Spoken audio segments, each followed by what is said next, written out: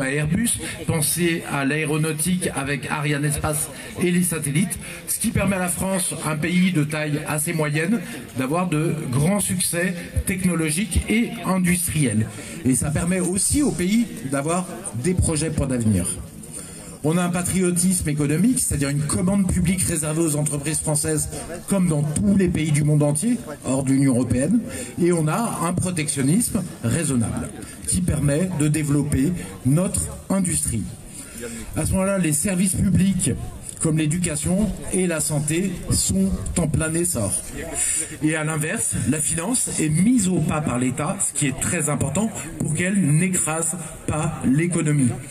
Grâce à la loi de 73, vous savez, l'État français pouvait emprunter directement à la Banque centrale, à la Banque de France, et donc se passer des banques et ne pas être dépendant des banques. De la même manière, la Banque de France, à ce moment-là, pour éviter que l'argent aille dans de la spéculation qui n'a aucun intérêt ou dans des secteurs économiques en surchauffe avec une bulle de l'immobilier, disait aux banques d'aller plutôt prêter à tel secteur ou tel secteur. Elle choisissait pas l'entreprise, mais elle disait allez plutôt prêter dans tel secteur. Les conséquences, c'est une croissance économique absolument remarquable. On a 5% à peu près de croissance par an dans les années 60-70. La France connaît à ce moment-là le plein emploi, il n'y a quasiment pas de chômage, et le niveau de vie augmente rapidement. Les inégalités baissent et la dette publique, elle passe de 190% du PIB après la Deuxième Guerre mondiale à 10% du PIB en 1973. C'est même pas un sujet, ça diminue sans cesse. On a une France donc qui est prospère, qui est innovante, qui est respectée et qui croit dans l'avenir. Alors ce qui est important, c'est que ce modèle économique des 30 Glorieuses, en fait, c'est quoi? C'est accélérer la croissance naturelle de l'économie de marché. Normalement, en économie de marché, on a une croissance grâce au progrès technique. On l'accentue avec des stratégies intelligentes. Et on a un cercle économique qui est profondément vertueux. Deuxième période, c'est les années 70 à nos jours. On pourrait appeler ça les 40 piteuses. Et en fait, c'est le développement de l'ultralibéralisme et de l'Union européenne, qui est concomitant. Comment ça se passe? Dans les années 70, rappelez-vous, pour les plus anciens, vous avez la propagation des idées ultralibérales par Thatcher et Reagan dans les pays anglo-saxons. L'Union européenne s'appuie sur ça pour propager l'ultralibéralisme parce que ça l'arrange de deux manières. Premièrement, ça affaiblit les nations et deuxièmement, ça permet de développer à chaque fois des marchés européens, donc de développer l'idée de l'Union européenne. On va créer un marché européen de la finance, un marché européen de l'énergie au lieu des marchés publics nationaux, un marché européen dans tous les domaines et développer la poste, le train, etc. Voilà comment, en fait, on a mis en place le dieu marché partout et des protections pour les salariés et les entrepreneurs, les petits entrepreneurs, nulle part. Les conséquences, elles sont hyper violentes. On passe d'une croissance de 5% à une croissance de 1% par an aujourd'hui. Division par 4 de la croissance. Destruction de l'industrie à cause de, les autres intervenants l'ont bien expliqué, d'une monnaie qui est trop chère et donc de produits industriels français qui sont trop chers à cause de ça. Et du libre-échange qui nous fait partir notre industrie en Europe de l'Est, en Asie, en Turquie, partout. Le problème, ça c'est un point que j'aimerais bien que vous reteniez, l'industrie c'est le cœur de la prospérité d'un pays.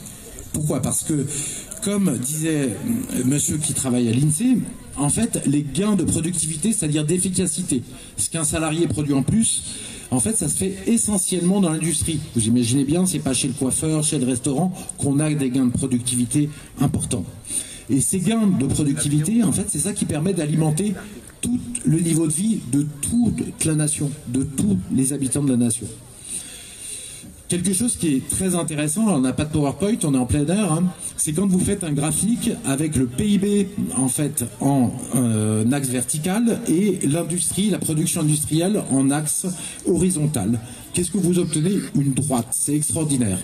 C'est une droite qui dit qu'en fait, les pays qui ont peu d'industrie ont un PIB par habitant très faible et les pays qui ont une grosse industrie, comme la Suisse, ont un PIB par habitant très fort. La Suisse a un PIB, une production industrielle par habitant 2 fois plus que la France. Eh ben, elle a un PIB par habitant, une prospérité 2 fois plus que la France.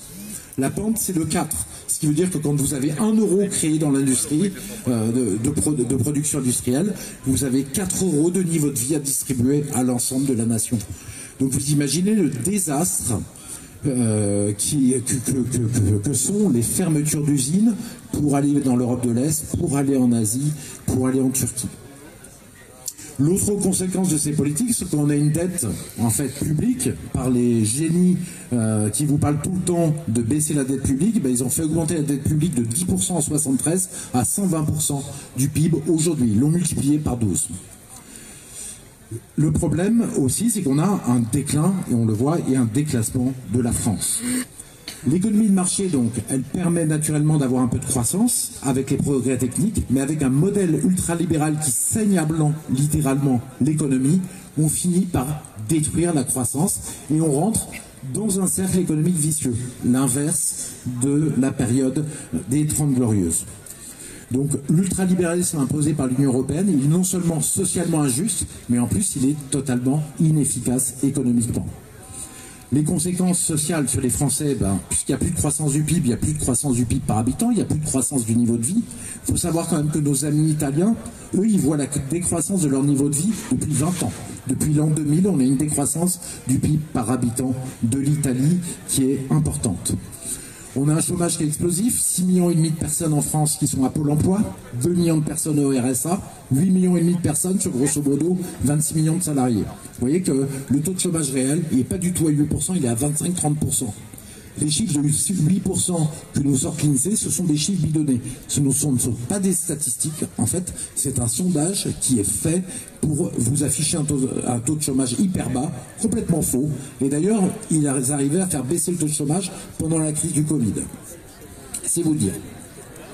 Donc le nombre de pauvres, il a explosé. On a passé la barre des 10 millions de pauvres. Les inégalités, elles explosent aussi. Puisque c'est logique, vous avez un chômage très élevé, vous avez une hausse des flux d'immigration, à ce moment-là, la hausse des salaires est forcément très limitée. Il y a toujours des gens qui attendent à la porte pour être embauchés. L'essentiel des gains, ils se dirigent donc où? Puisqu'il y a quand même quelques gains de PIB, ils se dirigent vers les actionnaires essentiellement.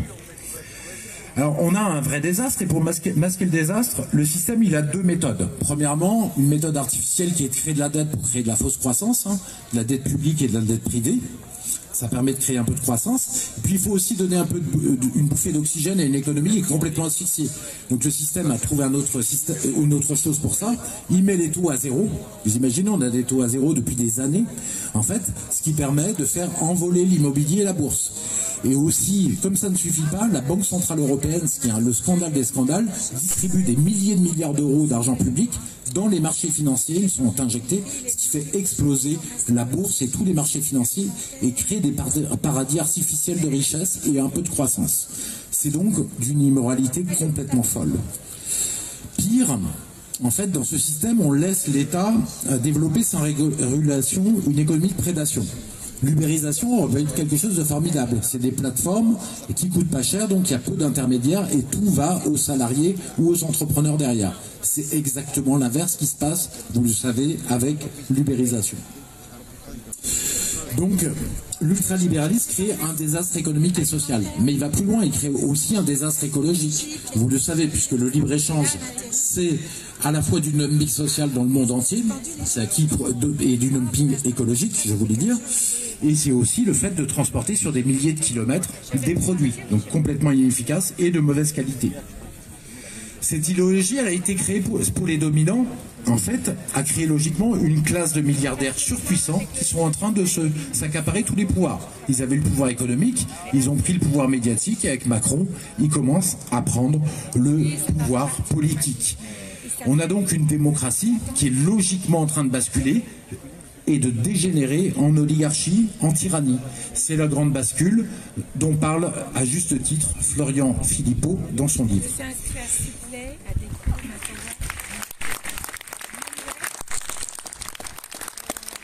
Alors, Dominique voulait nous parler de l'emploi, en fait, de ses conséquences terribles, et notamment de l'emploi. Donc je lui laisse la parole et je la reprendrai un petit peu après. Il n'y a rien d'anormal, il n'y a pas de fatalité. Si on enlève les mesures qui saignent à blanc l'économie va se porter mieux. Et si en plus on met des stratégies intelligentes autour, comme l'État stratège, on va s'en sortir très très bien. Alors qu'est-ce que nous permet la sortie de l'UE et de l'ultralibéralisme? Je vais brosser un tableau très rapide. On va pouvoir redévelopper notre industrie qui est la clé de la prospérité, avec commande publique réservée aux entreprises françaises, du protectionnisme intelligent là où il le faut, la planification et l'État stratège. Alors si vous pensez que je suis trop optimiste, réfléchissez aux incroyables succès de l'État français et de l'État stratège, et de la planification. Ariane, numéro 1 mondial des fusées, c'est l'État stratège en conjonction avec les entreprises privées. Airbus, numéro 1 mondial de l'aviation aujourd'hui, une boîte gigantesque, en fait, c'est aussi le fruit de l'État stratège et du développement avec l'État français. Et encore plus beau, et là ça nous parle d'écologie, en 20 ans, en fait, la France, avec son programme nucléaire, a réussi à passer d'une énergie qui était 100% de CO2, pratiquement 100% d'énergie fossile, à une électricité complètement décarbonée, avec de l'hydraulique et du nucléaire. Donc vous voyez, on peut faire des choses extraordinaires avec l'État stratège. Surtout, on va pouvoir remettre la finance dans le rang. Parce que la finance, les banques sont en train d'assujettir toute l'économie, toutes les personnes. Et qu'elles soient mises au service du développement, avec une orientation du crédit qui sera faite par la Banque de France et non vers les marchés financiers. Les nouvelles techniques comme l'ubérisation, de la même manière, les plateformes numériques, on va les réguler. Et c'est tout à fait possible pour qu'au lieu que ce soit elles qui prennent le plus d'argent, par exemple 25% de l'argent est pris par Booking sur une chambre d'hôtel, alors qu'ils apportent un service minimum. Et c'est exactement l'inverse qui doit se passer. Et il suffit de réguler ça pour retrouver quelque chose de logique. Pareil, la robotisation, c'est une technique qui est tout à fait importante, mais qui est devenue une menace. En fait, ce qu'il faut faire, c'est l'utiliser pour l'industrie. On n'a pas le choix, de toute façon, on est en concurrence internationale. Et par contre, pour les services, ne pas le faire, parce qu'on ne va pas déshumaniser, avoir des magasins avec que des robots, histoire de déshumaniser pour faire un peu plus d'argent. Et puis, on ferait disparaître avec ça tous les emplois, et c'est pas possible. Voilà, et surtout on va redévelopper des projets formidables pour notre avenir, comme le passage à une économie qui est respectueuse de l'environnement. Moi j'y tiens, je pense que c'est fondamental. On ne va pas construire des autoroutes demain. Non, on va aller vers une économie écologique. Je le montre dans le livre « Comment réaliser la transition écologique, un défi passionnant ». On peut passer en 15 ans à une agriculture 100% biologique en France, en régénérant les sols, la faune, la nature, préserver notre santé sans abîmer le niveau des classes populaires. Avec un grand programme sur 20 ans pour produire beaucoup plus d'électricité, on peut se passer des énergies fossiles. Cette électricité, soit elle sera utilisée directement, soit elle sera transformée en hydrogène, qui est l'essence de demain, qui permettront d'alimenter les trains, les avions, les voitures, etc. Donc on a un projet absolument enthousiasmant à proposer aux Français quand on est souverain. Voilà, avec la création de richesses.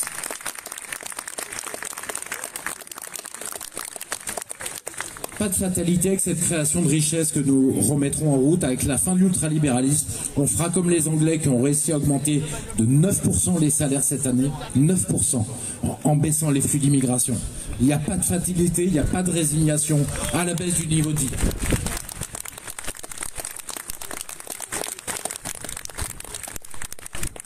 L'objectif essentiel, c'est le plein emploi pour que chacun puisse vivre dignement demain.